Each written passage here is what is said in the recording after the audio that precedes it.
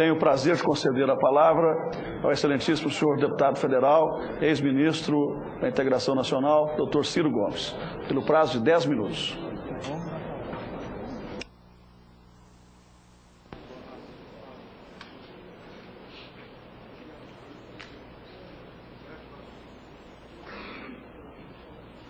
Senhor presidente, senhoras e senhores senadores, senhoras e senhores membros da mesa, a quem saúdo nas pessoas do senhor ministro da Integração Nacional e do reverendíssimo arcebispo de João Pessoa, Dom Aldo de Tilo Pagotto e Dom Luiz Cápio, bispo da Barra. Senhoras e senhores, eu tentarei, obediente aos termos regimentais, falar de uma coisa muito gravemente complexa em que aspectos técnicos, aspectos hidrológicos, aspectos antropológicos, aspectos culturais, aspectos morais, aspectos políticos, aspectos ideológicos e, lamentavelmente, mais recentemente, até traços de aspectos religiosos, evidentemente, nos quais eu não me aventurarei, se acostaram a este projeto. Em primeiro lugar, é preciso que tenhamos tranquilidade de alma para saber que todas as iniciativas de integração de bacia ou de transposição de bacias, como se queira chamar, no Brasil e no mundo, sempre despertaram polêmicas acesas, havendo momentos em que a mais desastrada das experiências de transposição que eu procurei conhecer, a do Rio Colorado, nos Estados Unidos, em que tanques foram deslocados para as ruas e acabaram provocando uma mediação gravíssima, quase provocando outra secessão na América do Norte, sem falar da usurpação das águas que, transpondo as fronteiras americanas, deveriam chegar na Foz, no estado do México. Mas essa é uma história que não tem a ver com erro técnico, mas com a usurpação de territórios também, como a América fez com Texas e outros que tais.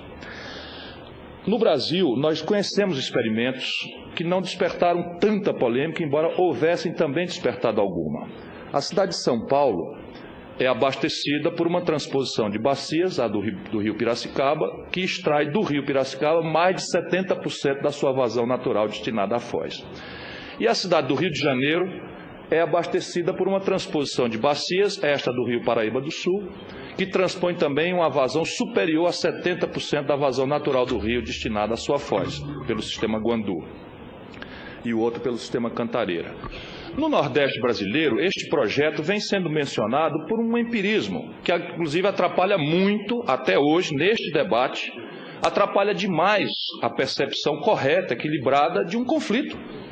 É natural numa sociedade democrática, numa sociedade tão profunda e agudamente desigual, tisnada de tanta safadeza, de tanta inconfiabilidade das instituições e de seus operadores, as autoridades políticas, que esses argumentos possam ser feitos. Mas há um tempo em que nós precisamos nos reconhecer, pelo menos de boa fé, que não é possível opor superioridade moral, Dom Cápio.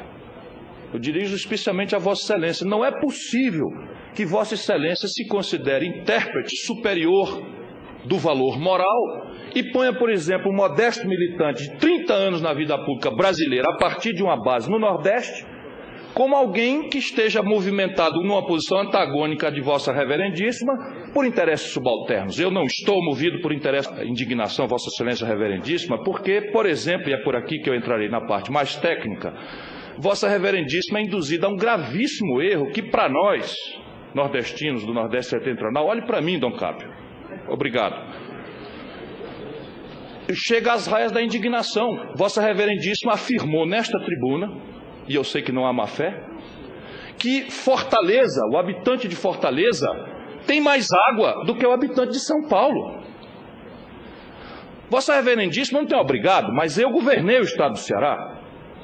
E por sequência de 3 anos de seca, a cidade de Fortaleza, a 4ª maior cidade em população no Brasil, permaneceu nas minhas mãos sem água. E não é força de argumentos, sem água.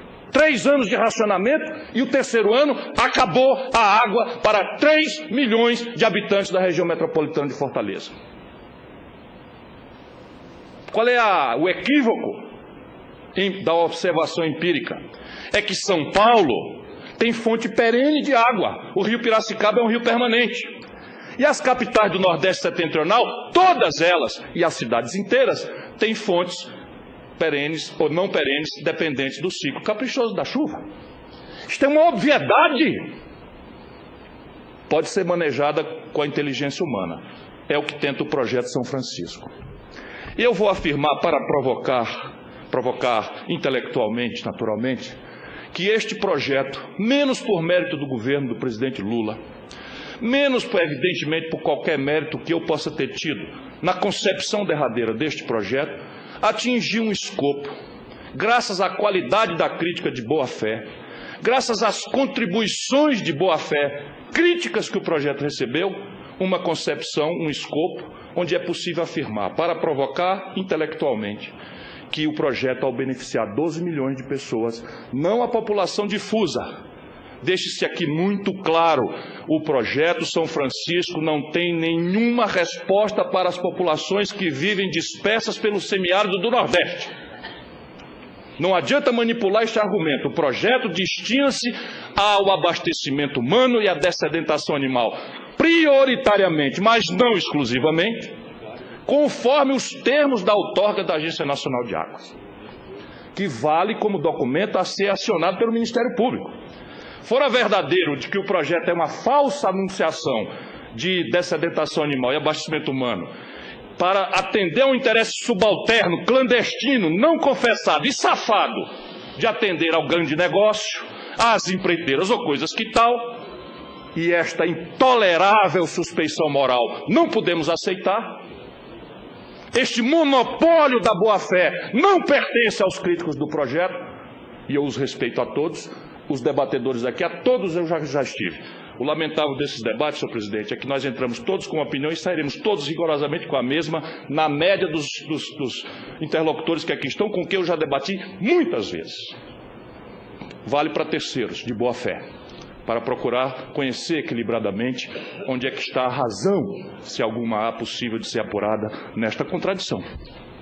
O projeto, ao beneficiar 12 milhões, não prejudica um único brasileiro, qualquer que seja o ângulo em que este brasileiro respeitável ponha-se a observá-lo.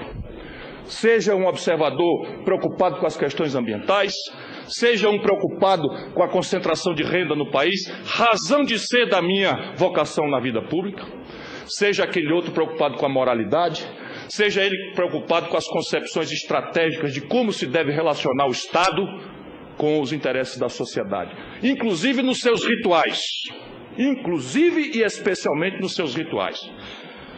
Ponto número 1. O Nordeste setentrional brasileiro dispõe, em média, de 500 metros cúbicos por habitante ano seguros. Há um grosseiro equívoco empírico que confunde, nós acabamos de ouvi-lo aqui, caixa d'água com água. Senhor presidente, se eu tiver que concluir, eu concluo agora mesmo, eu não quero, de fato, extrapolar. Caixa d'água é uma... Eu posso parar aqui. Eu Vossa Excelência quero... tem 2 minutos com mais um.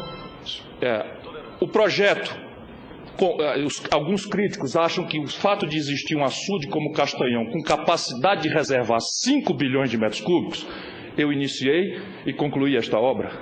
Ele garante que Fortaleza não terá mais aquilo por qual eu passei, mas a fonte de água deste açude é a chuva.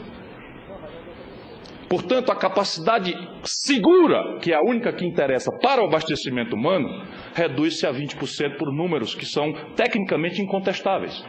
A mistura já mencionada aqui de vertimento, por insegurança hídrica, se mantém os açudes muito cheios, evaporação, acaba deixando com os açudes que a capacidade útil deles só é segura 25%. Portanto, quando você tira essa média, pelos números da ONU, a vida só é viável com 1.500 metros cúbicos por habitante ano. O Nordeste setentrional tem 1/3 do mínimo necessário. O Rio São Francisco tem a 20% por números que são tecnicamente incontestáveis. A mistura já mencionada aqui de vertimento, por insegurança hídrica, se mantém os açudes muito cheios, evaporação, acaba deixando com os açudes que a capacidade útil deles só é segura 25%.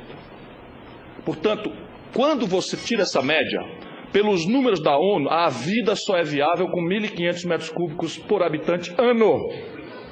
O Nordeste setentrional tem 1/3 do mínimo necessário.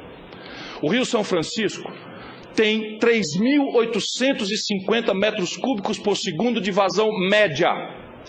Pelo princípio da precaução, fundamento constitucional do direito ambiental brasileiro mais moderno do mundo, não se deve trabalhar pela média, embora esse projeto possa trabalhar pela média, porque ele é modulável. São 12, 15, 20 bombas que podem ser ligadas, todas 12, todas 15, ou só 10, ou só 5, ou só 4, ou só 3, ou nenhuma. O rio tem, entretanto, uma vazão mínima na foz de 1.850 metros cúbicos por segundo. Para a garantia do abastecimento humano e dessedentação animal, como está escrito na outorga, qualquer do povo e o Ministério Público podem fazer isso forte a qualquer momento. Mais um minuto, humano. Eu concluirei. Vai se pedir ao rio seguros apenas 1,7% desta vazão mínima. De onde vêm esses números? Vem de uma dinâmica, e é aqui que eu encerro, em que ninguém pode replicar em nenhuma iniciativa pública no Brasil a qualidade, a profundidade e a repetição de debates quanto esta obra. Foi feito, empoderado um comitê de bacia, que não existia, é o governo Lula que empodera e tira da letra morta da lei, institui, constitui, dá posse e empodera o comitê de bacia. Foi feito um plano de bacia interativo com a sociedade civil e com os mais qualificados experts na área hidrológica, ambiental, antropológica e que quer que seja. Este projeto, plano de bacia, foi validado em mais de 40 audiências públicas e aprovado por unanimidade numa reunião derradeira acontecida em Salvador. Ele não é uma avaliação sobre o projeto São Francisco, esse da integração.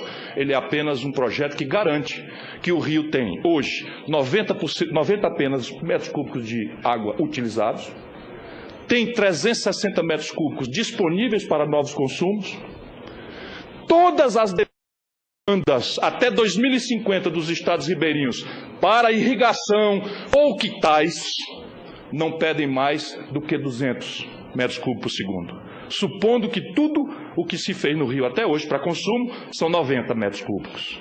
São números. E tudo o que se planeja fazer, se todo fosse feito até 2015, pediria mais 200 metros cúbicos. Ainda sobrariam 160 metros cúbicos, que hoje estão apenas adoçando a boca do mar. Eu concluo agradecendo a tolerância de Vossa Excelência e pedindo, eu vou ficar aqui no debate, para que nós, algum critério tenhamos, porque juízos de conveniência, juízos de oportunidade, numa democracia representativa, não é o modo mais sadio,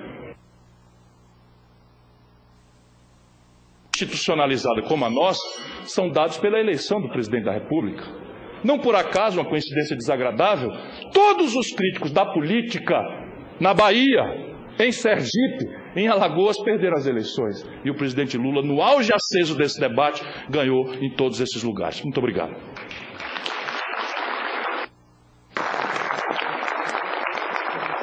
Agradeço ao ilustre deputado federal e ex-ministro Ciro Gomes. Eu tenho a maior lealdade, o maior respeito, e eu sei que a Dilma tem. O companheiro Ciro Gomes, que colocou o projeto embaixo do prato e fez. E eu sei a quantidade de brigas que o Ciro Gomes enfrentou. Eu sei o que foi enfrentar a discussão ambiental. Eu sei o que foi enfrentar a discussão com o Tribunal de Contas. Eu sei o que foi enfrentar a discussão com o Ministério Público. E o companheiro Ciro Gomes teve a coragem, teve a honradez de enfrentar o debate sem fazer cara feia e provar que o povo nordestino é o dono do Rio São Francisco e não apenas um ou outro estado da federação, que o povo tem direito à água para beber, para dar para os animais e para plantar um pé de alface, um pé de feijão, um pé de milho ou um pé de macaxeira.